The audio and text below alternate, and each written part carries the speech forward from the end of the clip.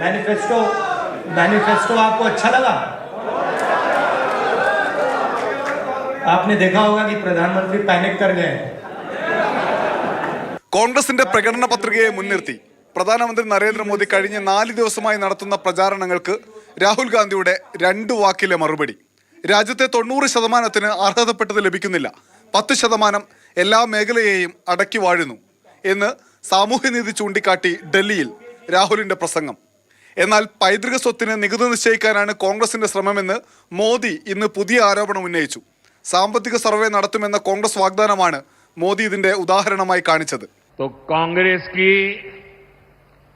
मुस्लिम लीगी सोच को देश के सामने रखना चाहता हूं और जब उनका मैनिफेस्टो आया उसी दिन मैंने कह दिया था कि कांग्रेस का मैनिफेस्टो पर मुस्लिम लीग की छाप है. ഓവർസീസ് കോൺഗ്രസ് അധ്യക്ഷൻ സാം പിത്രോദ ഒരു ചാനലിൽ നടത്തിയ നിരീക്ഷണം ബി.ജെ.പി. വലിയ ആയുധമാക്കുകയാണ്. അമേരിക്കയിൽ $100 മില്യൺ സമ്പാദ്യമുള്ളയാൾ മരണപ്പെട്ടാൽ അയാളുടെ സ്വത്തിൽ 45% മക്കൾക്ക് ലഭിക്കൂ, ബാക്കി 55% സർക്കാരിലേക്ക് പോകും. എന്നാൽ ഇന്ത്യയിൽ വലിയ പണക്കാരനായ ഒരാൾ മരണപ്പെട്ടാൽ മുഴുവൻ സ്വത്തും മക്കൾക്ക് ലഭിക്കും. അമേരിക്കയിലേത് പൊതുജനത്തെ കൂടി കരുതിയുള്ള സമീപനമെന്നായിരുന്നു സാം പിത്രോദയുടെ അഭിപ്രായം. ഇത് ബി.ജെ.പി. വിവാദമാക്കിയതോടെ പിത്രോദ സ്വന്തം അഭിപ്രായമാണ് പറഞ്ഞത് എന്ന് വിശദീകരിച്ച് കോൺഗ്രസ് വക്താവ് ജയറാം രമേശ് രംഗത്ത് വന്നു. മാതൃഭൂമി ന്യൂസ്, ഡൽഹി.